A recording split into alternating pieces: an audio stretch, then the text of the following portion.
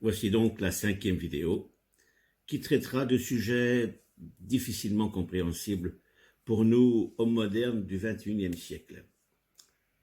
Alors évidemment, on peut toujours considérer l'Ancien Testament pour mieux comprendre les racines de notre croyance, sûrement. Qu'il y en ait des choses en tirées, oui, et cela également. À titre d'exemple, les psaumes, les proverbes ont toute leur place et leur utilité dans tout le canon biblique.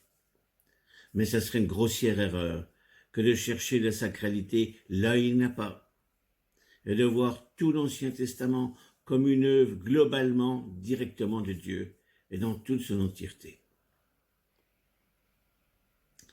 Bien sûr, l'argument des biblistes est de dire, selon 1 Corinthiens 10, versets 11 à 15, ces choses leur sont arrivées pour servir d'exemple. Elles ont été écrites pour notre instruction, à nous qui sommes parvenus à la fin des temps. Et voilà, comme ça, tout est dit et tout le monde se tait. Sauf que, cela a été écrit il y a 2000 ans. 2000 ans, c'est pas 20 ans. C'est même pas 200 ans. C'est 2000 ans. Parce que les chrétiens croyaient que la fin du monde, c'était pour eux. On a résumé là, dans cet exemple, toute l'ambiguïté et le doute permis sur l'entière sacralité de la Bible et de son interprétation. On pourrait même dire que l'humain regarde Dieu comme un adolescent, ou plutôt un petit enfant regarde son père, ou plutôt comme une croix au Père Noël.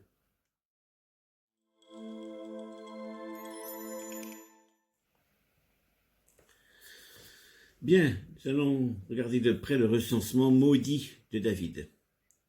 Bien, il s'agit là peut-être d'un des passages les plus incompréhensibles de l'Ancien Testament. Rappelons les faits. Ils sont contenus dans le livre de 2 Samuel au chapitre 24. Nous lisons « La colère du Seigneur s'enflamma de nouveau contre Israël.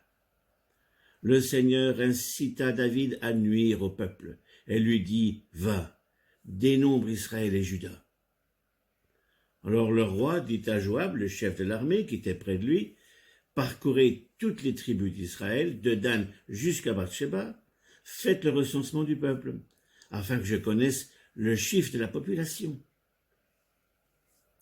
Donc, le roi David ressent le besoin de connaître l'étendue de son armée. Tout simplement, le nombre de soldats dont il dispose. C'est ce que l'on voit plus loin au chapitre 24, où on trouve 800 000 hommes pour l'armée, simplement pour Israël, et 500 000 pour Juda. Donc c'était un recensement d'ordre militaire. Aucun doute là-dessus. Sauf que 500 ans plus tôt, juste avant le livre des Nombres, chapitre 1, c'est le Seigneur lui-même qui ordonne le dénombrement d'Israël par l'intermédiaire de Moïse. Nous lisons en effet « Faites les dénombrements de toute la communauté des fils d'Israël par clan, par famille, en comptant nommément tous les hommes, un par un, tous ceux qui ont 20 ans et plus, ceux qui en Israël sont aptes à rejoindre l'armée. »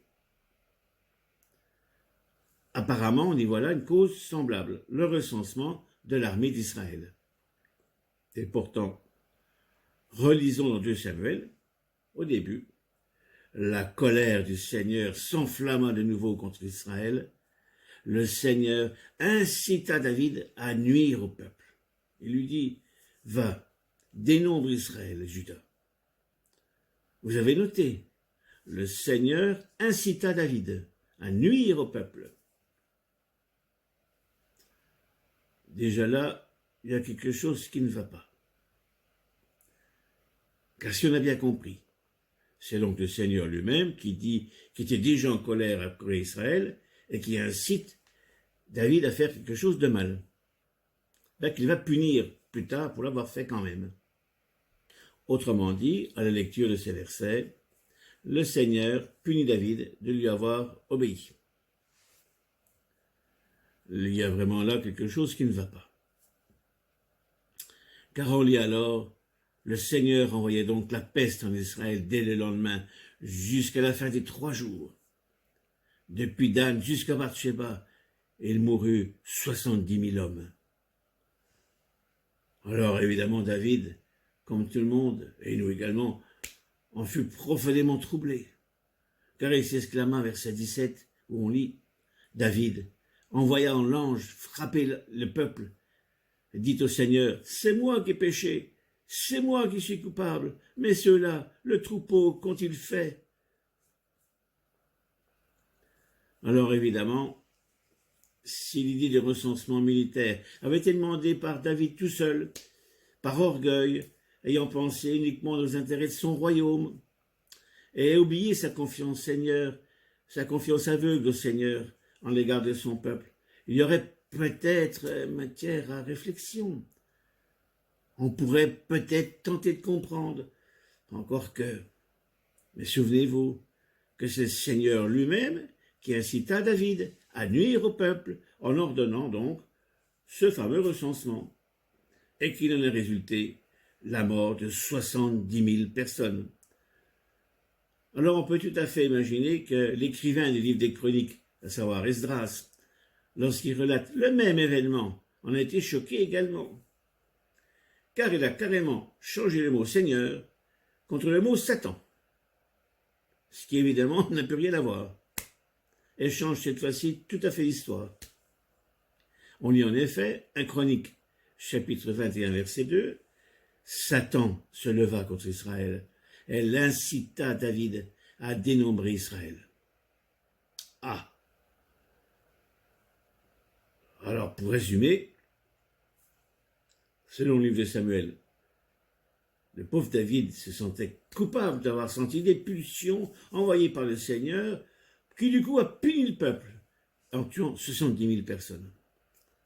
Comprenne qui pourra.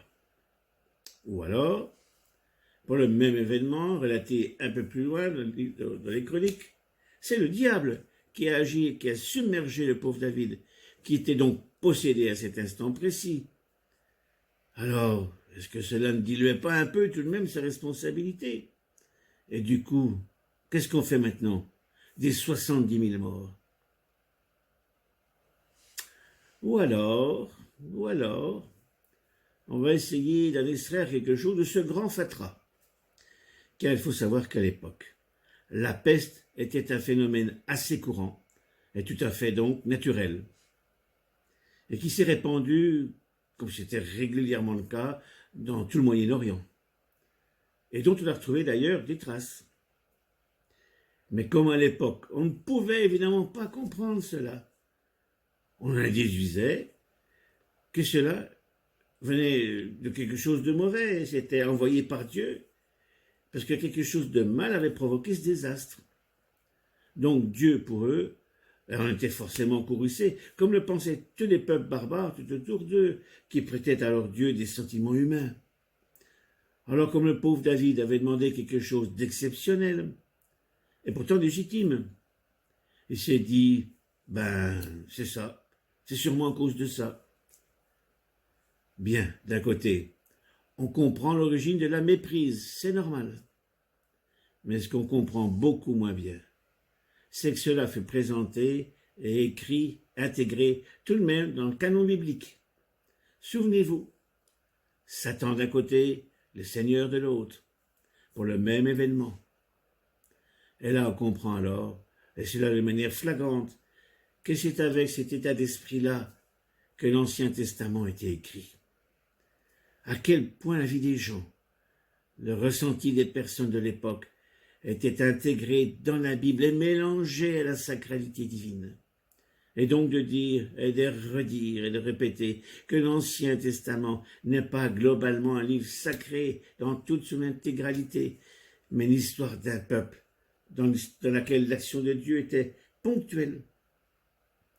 Et donc nous allons redire le principe du sucre dans le café, dilué, et que vous avalez en même temps que le café. Le sucre, c'est cette guidance sacrée de l'Esprit de Dieu, mais qui n'intervient pas à tout bout de champ dans l'histoire des hommes. Comme un professeur qui surveille sa classe en train d'écrire une rédaction. Il peut surveiller, contrôler. Il se peut que tout à fait ponctuellement, il donne un très léger conseil. Mais finalement, c'est pas lui qui écrit.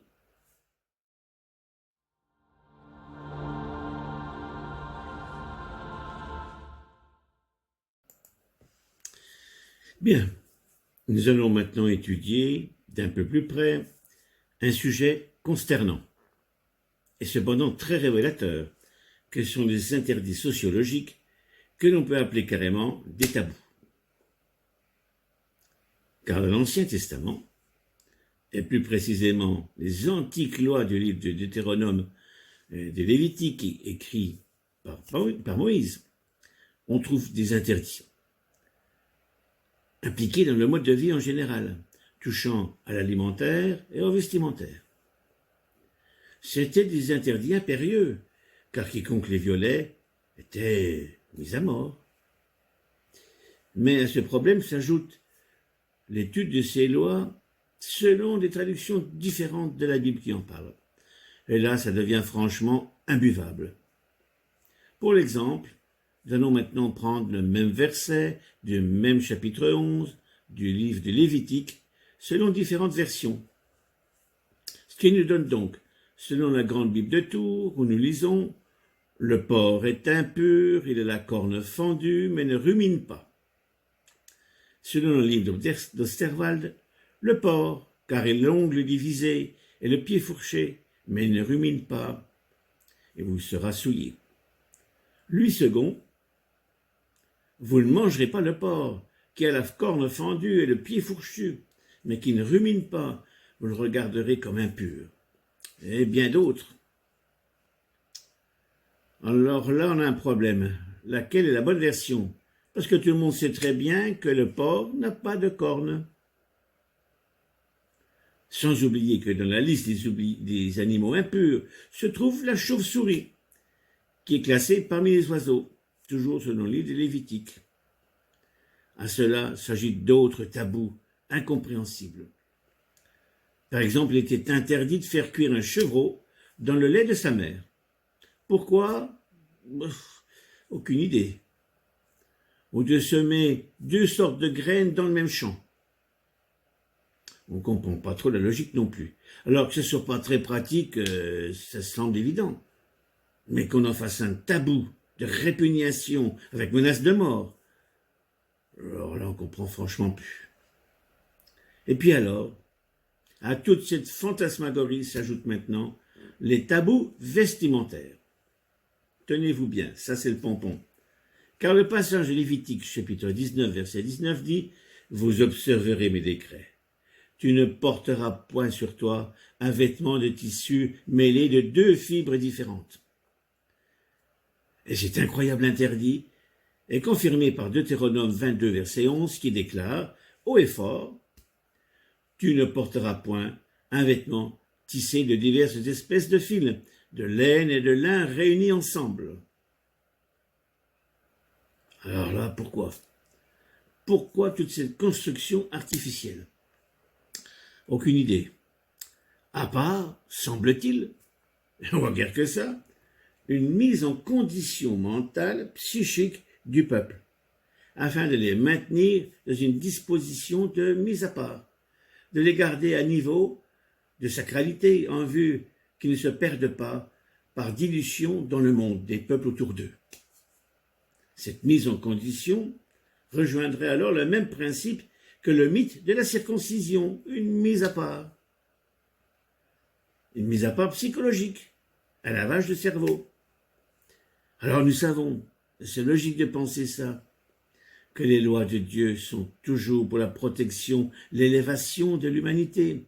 Dieu n'en tire personnellement, évidemment, aucun avantage. Ce sont des lois prophylactiques, des lois morales, des lois sociologiques, tout comme le font des parents aimants à l'égard de leurs enfants. Alors, dit comme ça, évidemment, tout va bien.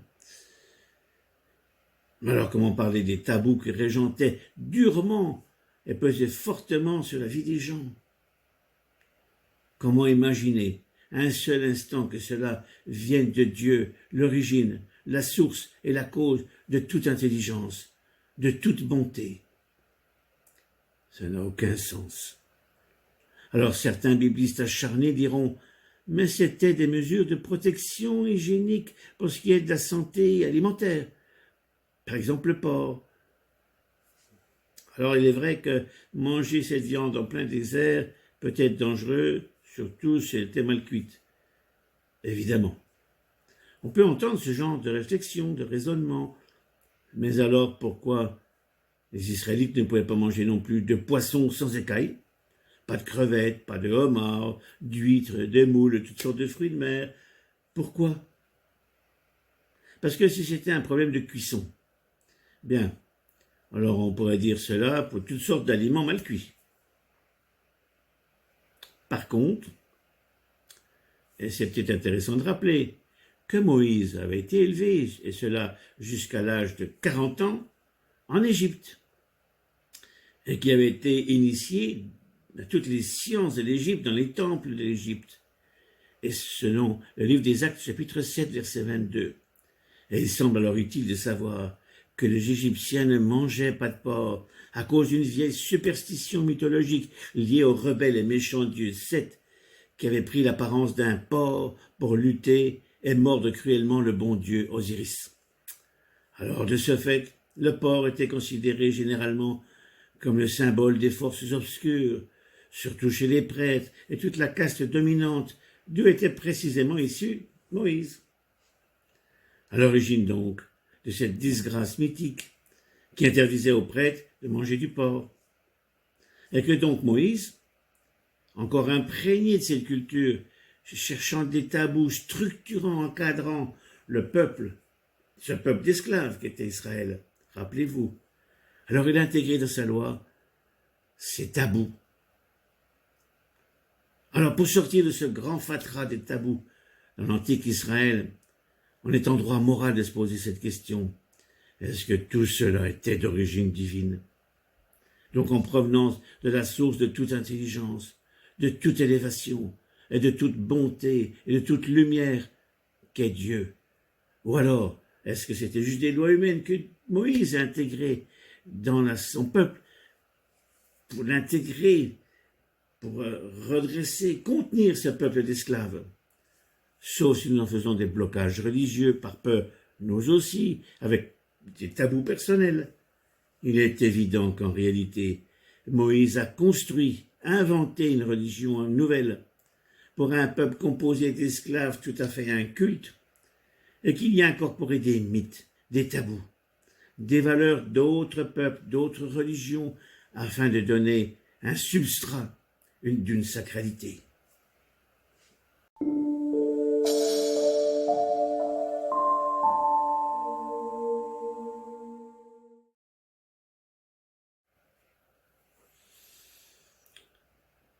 La divination.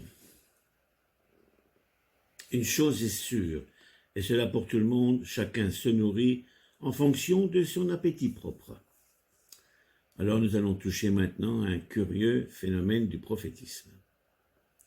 Nous avons vu dans la deuxième vidéo qu'il y avait pléthore de prophètes en Israël, par moments. Des petits prophètes de quartier, des prophètes de la cour royale, et le prophète de Dieu, celui qui est resté dans la Bible. Nous avons ensuite compris qu'en fait on parlait de médiumie, qui est une capacité psychique naturelle chez l'être humain, et qu'elle est plus ou moins développée, soit en intensité dans la réception du message, soit dans la fréquence du phénomène. Et par nature, l'être humain s'interroge toujours sur son avenir, parce que lui, contrairement aux animaux, il sait que demain existera, que la semaine prochaine existera, et que la saison prochaine viendra. Il sait le temps. Et cela fait toute la différence. Et que donc l'angoisse est son lot naturel de chaque jour. Mais s'il y a eu de grands prophètes en Israël, tels que Samuel, Nathan, Gad et d'autres encore, tels que Jésaïe, Jérémie, Daniel, il y a aussi de longues, très longues périodes où il n'y avait plus aucun prophète, de longues périodes. où il y avait juste le grand silence de Dieu. Alors Moïse avait prévu ce genre de situation, puisqu'il avait institué, soi-disant sous les conseils de l'Esprit de Dieu, un système de divination. Oui, disons-le, un système de divination. Vous avez bien entendu. Aussi, nous lisons dans le livre de Lévitique, au chapitre 8, verset 7, « Il mit à Aaron la tunique et le ceignit de la ceinture, il le revêtit de la robe et plaça sur lui l'éphod, qui serra avec la ceinture dont il le revêtit. Et il lui mit le pectoral, et joignit au pectoral l'urim et le tumim. »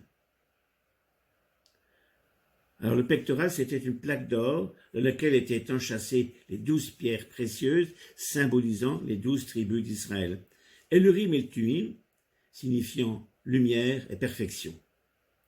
Eh bien, c'était 2 petites billes d'or placées dans des arcs d'argent qu'on utilisait parfois avec le pectoral. D'après Johannes Greber, qui était un prêtre défroqué et médium du début du XXe siècle, c'était un système qui consistait à faire rouler les petites billes en or sur le pectoral et qui venait alors frapper les pierres précieuses qui, elles, symbolisaient toutes les tribus d'Israël, mais qui pouvaient également prendre des valeurs de lettres ou de symboles. Alors, suite au parcours des billes d'or qui venaient frapper telle ou telle pierre, et donc tel et tel symbole, telle ou telle lettre, on en interprétait alors le message que l'on pensait comme venant de Dieu, ou tout au moins du monde spirituel. Et donc, c'était bel et bien de la divination. Alors évidemment, c'est à mettre en relation avec les lois sur le tabou religieux de Moïse, au chapitre 18 du Deutéronome, au verset 10, qui dit qu'il est interdit de rentrer en contact avec toutes sortes de médiums, toutes sortes d'astrologues, toutes sortes de devins en vue de divination. Alors là, évidemment, on est un peu perplexe tout de même. Mais c'est tout de même de la Bible, un passage curieux, qui dit, fort troublant, qui dit, et cependant très révélateur, sur les capacités réelles de certains médiums psychiques, prophètes, appelez-les comme vous voulez. Ce fut quand le roi Saül, inquiet de la future bataille contre les Philistins, et n'y tenant plus, alla consulter la fameuse nécromancienne d'Endor, et que celle-ci fit alors apparaître le prophète Samuel, et que celui-ci envoya un message à Saül en lui disant la vérité, parce que c'est vraiment ce qui s'est passé par la suite. Bon, alors que faut-il en conclure? Comment faut-il analyser ce passage? Eh bien, dans l'Ancien Testament, il y a malheureusement à boire et à manger, et que selon la tournure d'esprit qui est la vôtre, si vous voulez absolument trouver absolument le droit divin, vous verrez le droit divin à coup sûr. Mais par contre, il est vrai que s'il n'y a pas pire aveu que celui qui ne veut pas voir, il est également vrai qu'on ne voit bien que ce qu'on veut voir.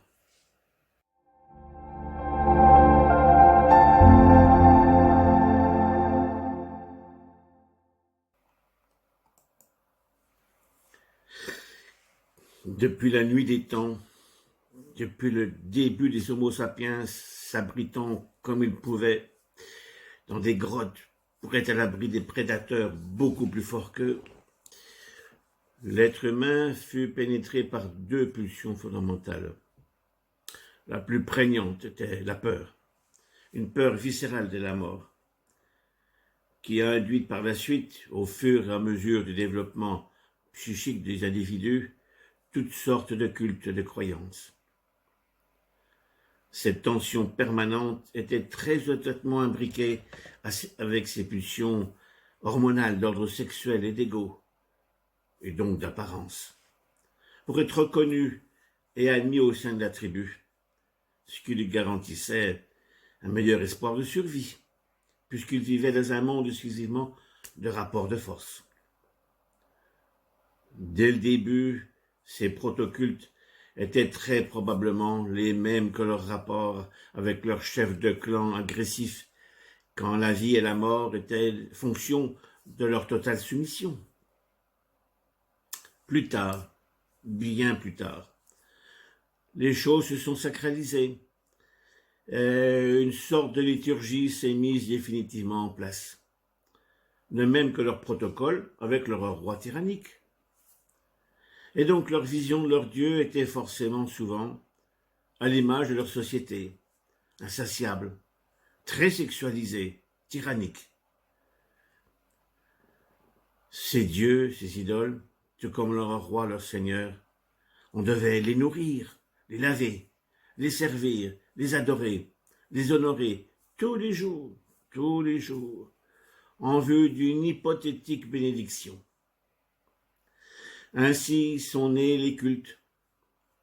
Mais, très curieusement, en considération de tous les autres peuples de la terre, Israël avait un Dieu invisible, qui ne demandait pas de sacrifice humain, qui ne changeait pas d'avis tous les 4 matins, mais qui était tout de même redoutable. Et ce Dieu jaloux, qui ne supportait pas la concurrence avec d'autres dieux, imposait tout de même un jour de repos obligatoire et salutaire, en vue de l'instruction du peuple.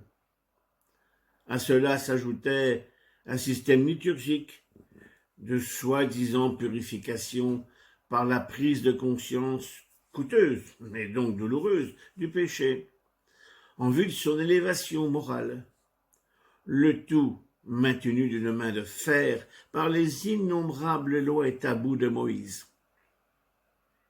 Mais, si on veut regarder cela objectivement, il est évident que l'Ancien Testament est fait de pâtes humaines, de drames, d'intégrisme, de passion, de haine, de pulsion, de lapidation. Prenons à titre d'exemple le roi David, qui est pourtant un modèle de foi, de vaillance, d'intégrité et auteur de nombreux psaumes. Devenir subitement un parfait salopard qui fait assassiner Uri, l'un de ses braves soldats, pour pouvoir lui voler sa femme.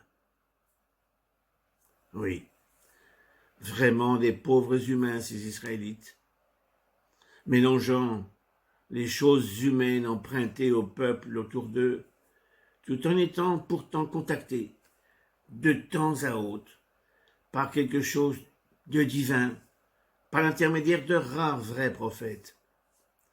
Et on perçoit tout de même une certaine lumière diffuse à travers toute cette noirceur d'âme.